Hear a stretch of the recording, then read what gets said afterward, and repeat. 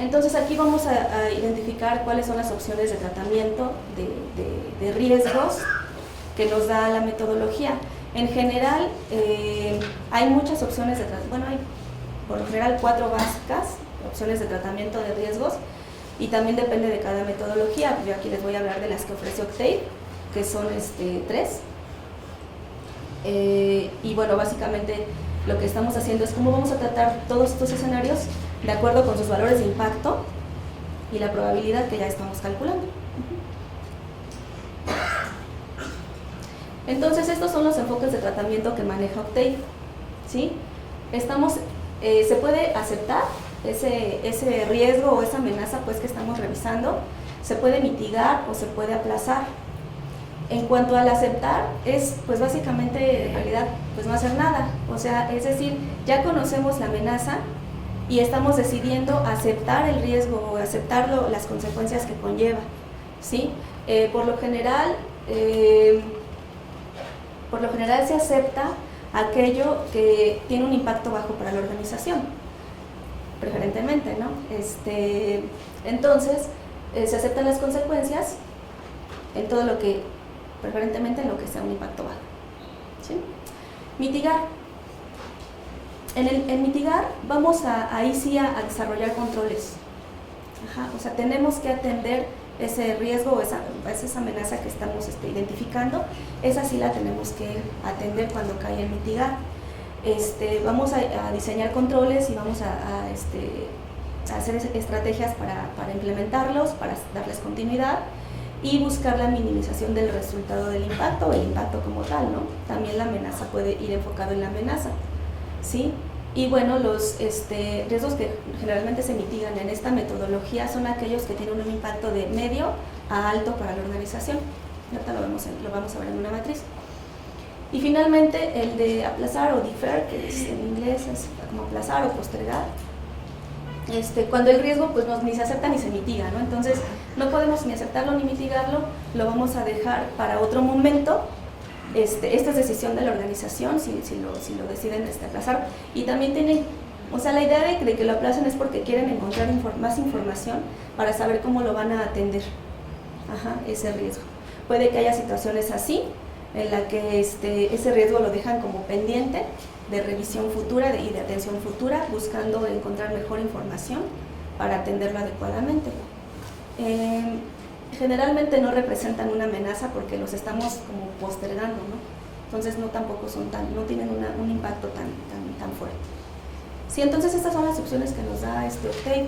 Sin embargo también, bueno, vamos a ver acá, tenemos una matriz de riesgo relativo. En la matriz de riesgo relativo, en algunos casos también se conoce como matriz de calor. Esta matriz lo que nos va a identificar es qué grupo de riesgos se deberían atender con una opción de mitigación, cuáles con una de aceptación, cuáles con una de aceptar, en una serie de puntuación, como la que vimos ahorita, que nos salió un 37, combinado con la probabilidad de ocurrencia.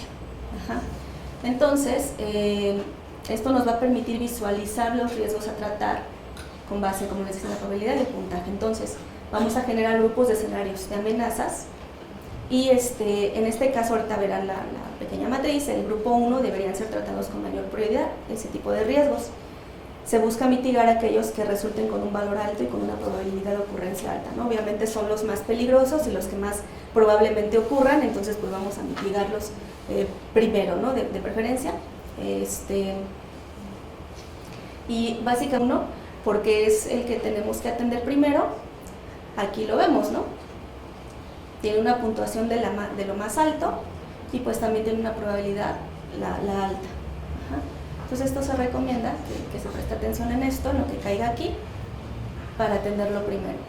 Y posteriormente, en ese mismo orden, lo que cae como grupo 2, se sugiere que sea el siguiente orden, el grupo 3 como el siguiente orden y al final el grupo 4, que hay que caer aquí, en el grupo 4. Si aquí tenemos una alta puntuación de riesgo, ¿no? Y tenemos una probabilidad alta, Y esto se tiene preferentemente que mitigar y de forma inmediata. Acá que tenemos. Son todos los riesgos aceptados. Sí, sí, los que podemos aceptar básicamente, ¿no?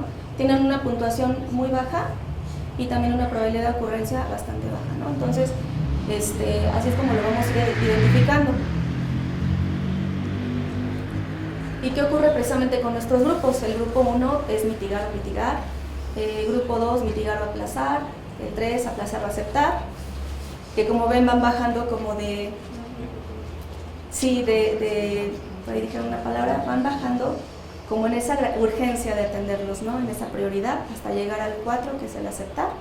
Entonces, ya combinadas estos dos elementos nos dan esta matriz, que ejemplifica un poquito más claramente cómo, si nos ubicamos, si que de hecho nuestra puntuación, ¿cuál fue? 37, entonces por puntuación estamos aquí, en esta columna, y en probabilidad dijimos, me parece que era medio, ¿no? Según me acuerdo, en nuestro ejemplo.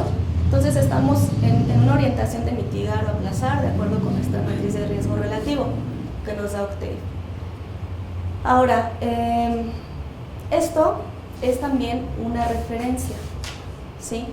Finalmente, si la organización encuentra sus riesgos, vamos a pensar entre aquí, mitigar o aplazar o aceptar, también pueden decidir mitigarlos. Si ustedes cuentan con los recursos, pueden decidir otra cosa. No es forzoso ni mandatorio, pues, que si ustedes caen aquí tengan forzosamente que hacer eso.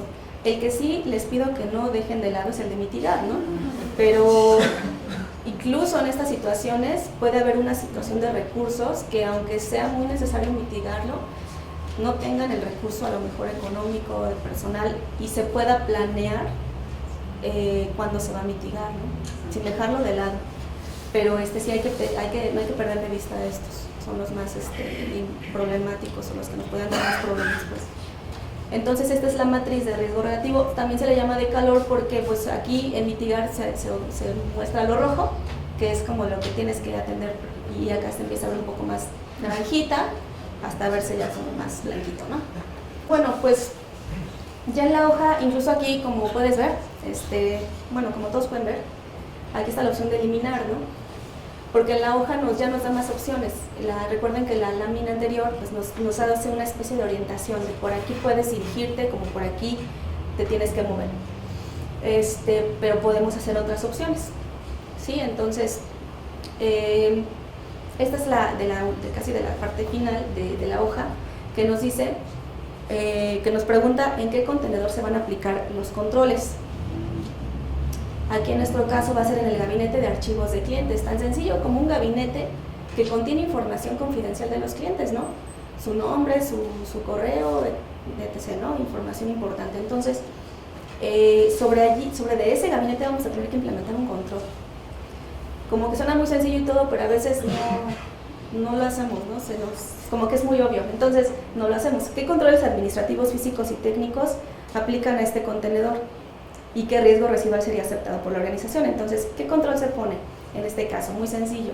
El restringir el acceso a la oficina donde se ubique el gabinete y autorizar el acceso únicamente a personal que realiza actividades del departamento de mercadotecnia.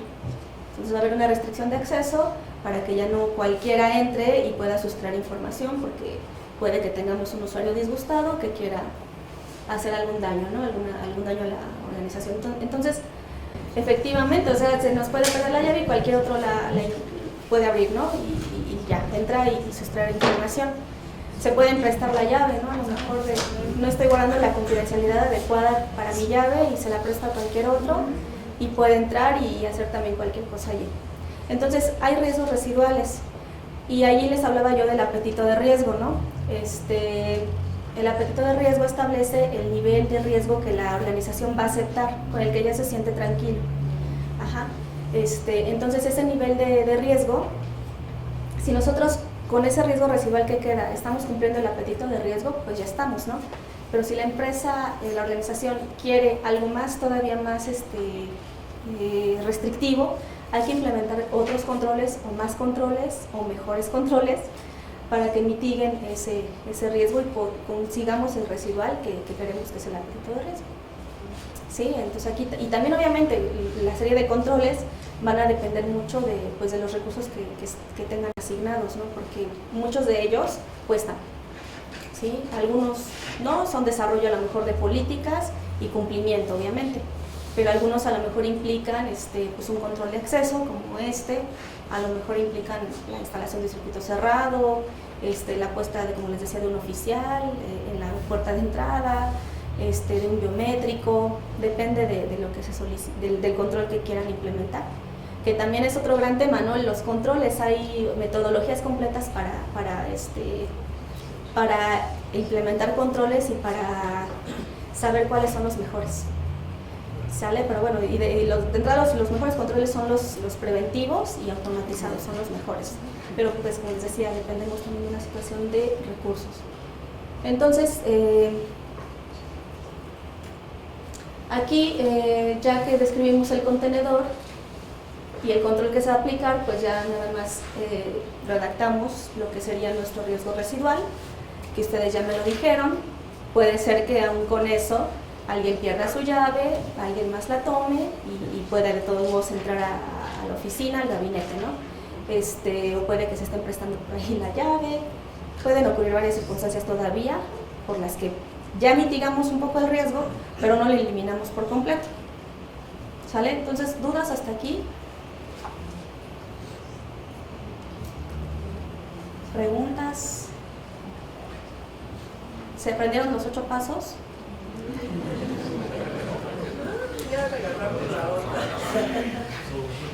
Porque esos son los 8 pasos que se conforman la metodología.